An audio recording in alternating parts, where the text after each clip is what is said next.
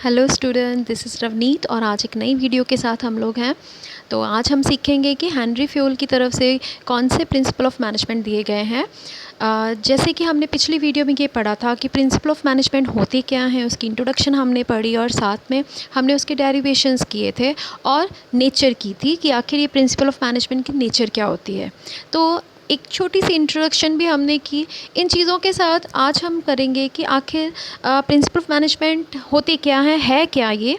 तो Henry fuel की तरफ से जो 14 प्रिंसिपल्स दिए गए हैं हमें, आज हम उसी के बारे में बात करेंगे बेटा। हेनरी फ्यूल जो है उसके बैकग्राउंड क्या है, ये उसके बैकग्राउंड के बारे में कुछ डाटा इकट्ठा किया हुआ है मैंने, जिसमें उसने बताया कि उसका जन्म कब हुआ था और कब उसने कहाँ पे काम करना शुरू किया था, और काम करने के दौरान ही उसने अपनी एक बुक लिखी थी और जिसमें उसने 14 प्रिंसिपल जो हैं मैनेजमेंट के वो बनाए थे। अब हम पढ़ेंगे कि आखिर ये 14 प्रिंसिपल कौन कौन से हैं। तो इसमें से मैं रीड आउट करती हूँ। Division of work, authority and responsibility. तीसरा डिसिप्लिन है। चौथा unity of command, unity of direction, subordinate of individual interest, remuneration, a degree of centralization, scalar chain, order, equity, stability of the tenure of personnel, initiative and aspirate the crop. ये 14 principal जो इन्होंने दिए हैं, हम इन सब के ऊपर detail में बात करेंगे, लेकिन आज हम सबसे पहले डिवीज़न ऑफ वर्क के बारे में बात करेंगे। तो जैसे कि एक प्रिंसिपल है डिवीज़न ऑफ वर्क, ये क्या कहता है, ये नाम से ही बताता है कि इसके अंदर काम की डिवीज़न की जाती है। ओवरऑल ऑर्गेनाइजेशन के अंदर जितना भी काम है, जो भी ऑब्जेक्ट है, बड़ा वाला ऑब्जेक्ट है, उसको छोटे छोटे पार्ट्स में डिवाइड कर दिया जाता है। या आप ये कह सकते हो कि पूरी होल एक्टिविटी ऑफ ऑर्गेनाइजेशन को स्मॉलर पार्ट ऑफ एक्टिविटी में कन्वर्ट कर दिया जाता है और हर पर्सन का एक छोटा छोटा गोल हो जाता है। तो हर पर्सन को जो काम दे दिया जाता है, वो पर्सन उसी चीज़ के लिए लायबल है, उसी चीज़ के लिए रिस्पॉन्सिबल है, उसको उसी की अकाउंटेबिलिटी देनी होती है कि मैंने क्या किया, क्यों किया, अगर मैं नहीं कर पाया तो क्यों नहीं कर पाया, अगर मैं कर पाया हूँ तो कितनी एफिशिएंसी के साथ कर पाया हूँ।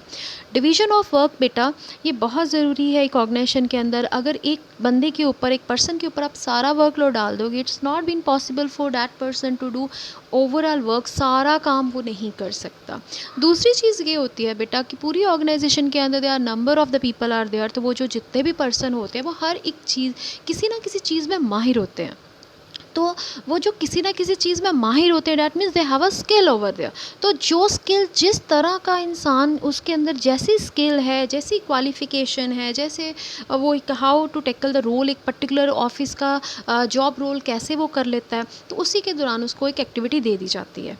सपोज़ अगर अगर हमारी ऑर्गेनाइजेशन, अगर हम एक कॉलेज की बात करें, तो कॉलेज का मेन गोल क्या होता है, एजुकेशन को प्रमोट करना। तो एजुकेशन प्रमोट करने के लिए there are number of departments. वहाँ पे हर डिपार्टमेंट में एचओडीज़ हैं, यानी कि जो एक माहिर पर्सन, फिर उसके नीचे कई और टीचर्स आते हैं जो उन्होंने डिपार्टमेंट चलाने के लिए रखे हुए हैं। वो हर एक पर्सन, कोई फाइनेंस में स्पेशलाइज्ड है, अगर हम कॉमर्स की बात लेके चलें तो कोई फाइनेंस में एक्सपर्ट है, कोई मार्केटिंग में एक्सपर्ट है, कोई अगर दूसरे डिपार्टमेंट की बात करें तो कोई फ़ैशन डिज़ाइनिंग में एक्सपर्ट है, कोई इकनॉमिक्स में एक्सपर्ट है, कोई साइंसेस में एक्सपर्ट है। तो हर एक के अपने अपनी क्वालिफ़िकेशन के अकॉर्डिंगली वो स्पेशलाइज्ड पर्सन है और वो उसी तरह से आपको लेक्चर डिलीवर करते हैं क्योंकि वो उस चीज़ में माहिर हैं। ठीक है। इसी तरह ऑर्गेनाइजेशन के अंदर जो पूरा ओवरऑल वर्क है, उसको कई पार्ट्स में, छोटे छोटे पार्ट्स में डिवाइड करके हर एक पर्सन को सौंप दिया जाता है कि आपने ये काम करनी है। डिवीज़न ऑफ वर्क का सबसे बड़ा फ़ायदा क्या होता है बेटा, बेसिकली हम इसको 3 तरह से पढ़ेंगे। पहली चीज़ क्या होती है, स्पेशलाइजेशन। ठीक है। जब वर्क एज अ स्पेशलाइजेशन के हाथ में जाता है, जो स्पेशलिस्ट पर्सन उसके हाथ में जाता है, तो उसके अंदर काम करने का एक डिफरेंट सा कह दो कि एक डिफरेंट स्टाइल है उसका काम करने का। उसकी एक स्पेशलाइजेशन होने की वजह से वो काम बड़ी अच्छी तरह होता है। दूसरी चीज़ आती है वेस्टेज रिड्यूस करना। बेटा जो बंदा जिस चीज़ में स्पेशलाइज्ड है ना, वो उस चीज़ में वेस्टेज बहुत कम करता है। हमारी मदर घर में वो काम करते हैं, वो वेस्टेज नहीं करते, वो बड़ी अच्छे से बड़ा टेस्टी और स्वादिष्ट खाना बनाते हैं। बट वही काम अगर उनके बच्चों को करना पड़ जाए तो कई बार रोटी जल जाती है, सब्जी में नमक ज़्यादा पड़ जाता है, पानी ज़्यादा पड़ जाता है। तो ऐसी जो चीज़ें हैं वो क्यों आती हैं? क्योंकि अभी आप लोग स्पेशलाइज़ नहीं हो उस चीज़ में। धीरे-धीरे आपको एक्सपीरियंस, आपको वो जो एक्सपीरियंस है, आपके ऑब्ज़र्वेशन है, वो चीज़ें सिखाती हैं कि आपने काम कैसे करना है। और तीसरी बहुत बड़ी बात क्या है बेटा, जब आप स्पेशलाइज़ काम हो रहा है, आपके वेस्टेज रिड्यूस हो रही हैं, ठीक है? तो धीरे-धीरे इससे क्या आता है, इकॉनमी आती है। आप सस्ता काम करना शुरू कर देते हो, सस्ता इकॉनमी के साथ-साथ एफ़िशिएंट हो जाते हो, है ना? एक्सीलेंस आती है आपके अंदर काम करने की, और ये तीनों चीज़ें हमारी ऑर्गेनाइजेशन को अपना गोल अचीव करने के लिए बहुत ज़रूरी होती है। तो आज आपने प्रिंसिपल ऑफ मैनेजमेंट जो हेनरी फ्यूल की तरफ दिए गए हैं, वो 14 प्रिंसिपल के बारे में उनके नाम पढ़े कि वो कौन-कौन से हैं। साथ में हमने डिवीज़न ऑफ वर्क को डिटेल में पढ़ा, और बाकी के जो प्रिंसिपल्स हैं हम इसी तरह से रोज़ मिलते रहेंगे और रोज़ ही इस चीज़ को डिटेल में पढ़ेंगे। अगर आपको किसी तरह की भी कोई समझने में प्रॉब्लम आई है, या आपकी कोई भी क्वेरी है, तो आप कमेंट में दे सकते हैं, और वो मैं जल्द से जल्द उसको सॉर्ट आउट करने की कोशिश करूँगी। Thanks so very much.